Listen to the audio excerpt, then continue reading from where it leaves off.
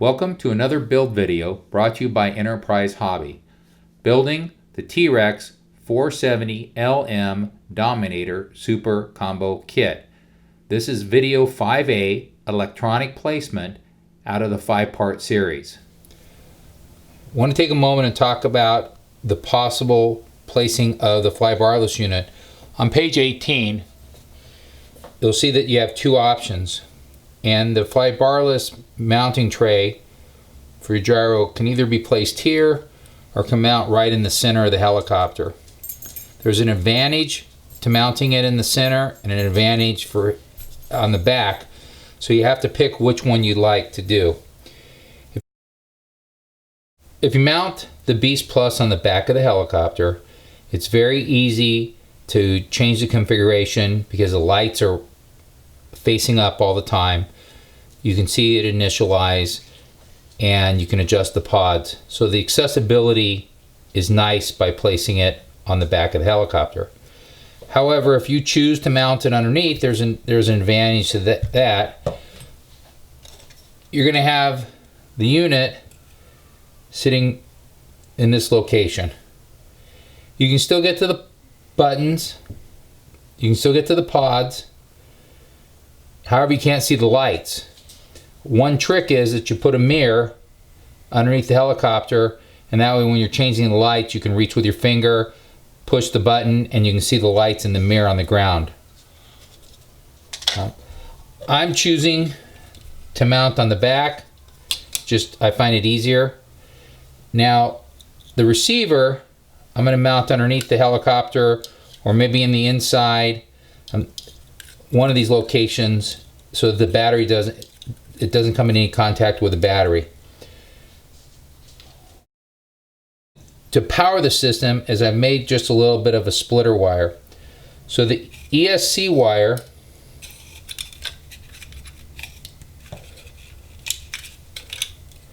is going to plug into this connector. And then I continue the power of all three, which is the signal, the power, and the minus. That way I can run it through the helicopter, power the Beast Plus, and then also have a power split so that I can plug it into the receiver. And if you look in the Beast Plus manual, they do call for splitting and running power to the Beast Plus and the Futaba. Again, if you mount this underneath, then you can just run your throttle cable with your BEC directly into the Beast Plus, and the power will go back to, will feed to your receiver. I just want to have power to both units, and it's a little bit of a backup. So I've mounted the ESC on the front. You can see that the wires will plug in and it misses the motor.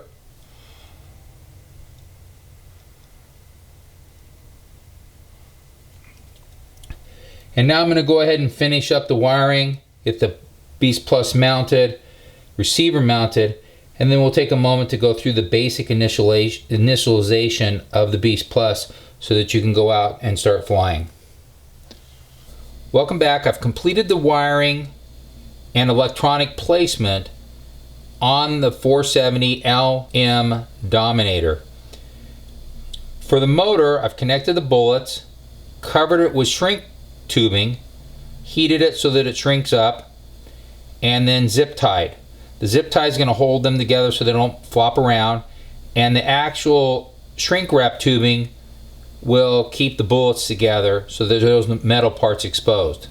I went ahead and placed a zip tie around the ESC,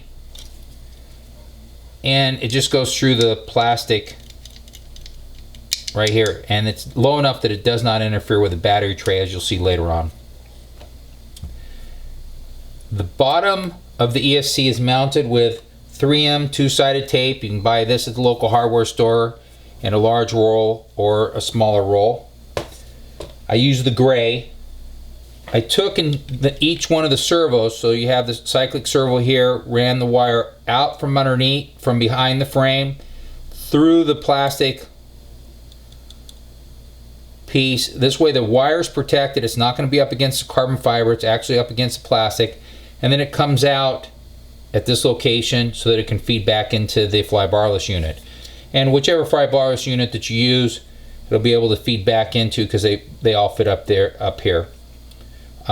Then the other two servo leads, I took the cyclic from here and this one and fed them back in. They come out the side and then they feed back around. So that's a pretty clean way of doing it.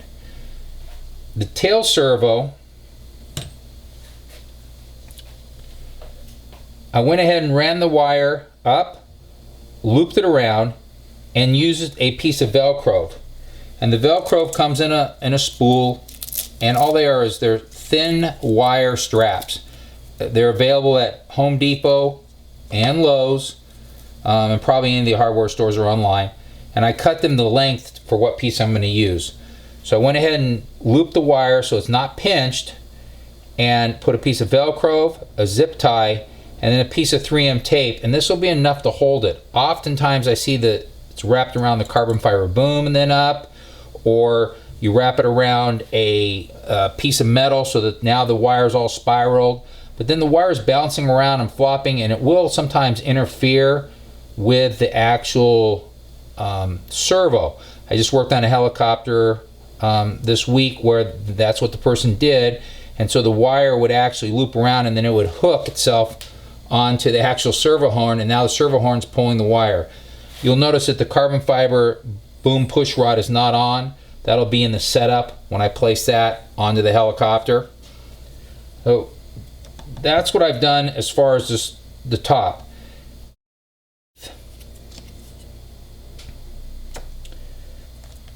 Underneath you can see I've mounted the Futaba receiver in this location, and I've run the antenna out. I've connected it with 3M tape. I put a piece of 3M tape here, double-sided, so the wire actually sticks to the tape. It protects it from the carbon fiber edge.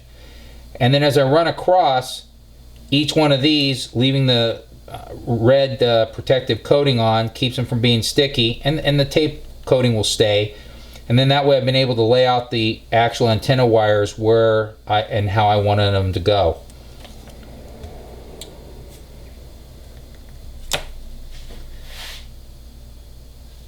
The ESC wire comes up and then it's connected with 3M tape, then feeds up into this location where I have a piece of Velcro and the zip tie, and then it feeds into a little servo extension.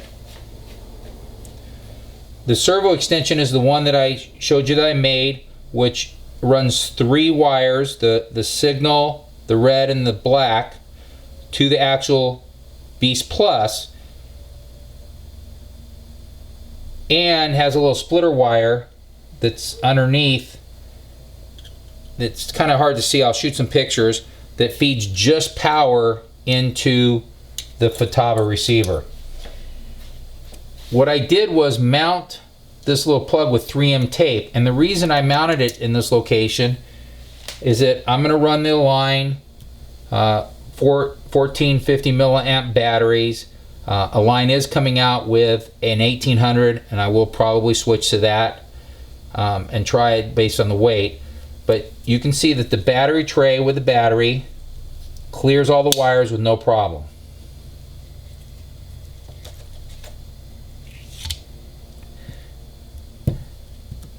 Now, if I need to work on, say, the Flybarless unit, but I don't want to worry about the motor spinning up and take off the blades, or maybe I want to do some configuration, I can reach through here easily and remove the plug. Now I can plug in a battery straight in, so I can configure the unit. Once I snap this back in place, it's going to be locked in. If you're concerned about it, you can use those connectors that connect the two together, but I know that this one, once it snaps in place, it's very difficult to remove. And the worst I have to do is remove 3 screws and the bottom plate comes off. The power wire which is an extension of the servo, which contains a signal wire, feeds into this bundle along with the S-bus, comes up and feeds over, out. I put a little piece of 3M tape, zip tied it with the Velcro, so that way it's in place, and then it feeds just around the helicopter right here. What I'll do now is go ahead and attach the bottom plate with the 1 screw and the 2 screws from the skid so the helicopter will be back together.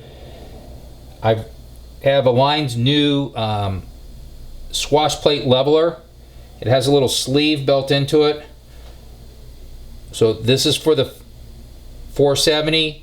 Place a sleeve into it with a little set screw. It's for the 450, so it works for either one. Part number is right here on the right hand side of the screen. It's also down here towards me at the bottom of the picture inside the notes. And if you're on our blog page, then it shows on the blog page. Once I get this together, I'm going to do video 5B, which will complete because I'm going to go through the actual Flybarless unit and do the basic settings to get you in the air. If you're an advanced pilot, you already know what to do and how to configure the Beast Plus. But if you're a beginner, the Beast Plus is very straightforward and you just need the basic settings. But we'll go through each one of the settings, and right here to the right I'll put up the Beast Plus manual and we'll go through each one of the settings to configure everything.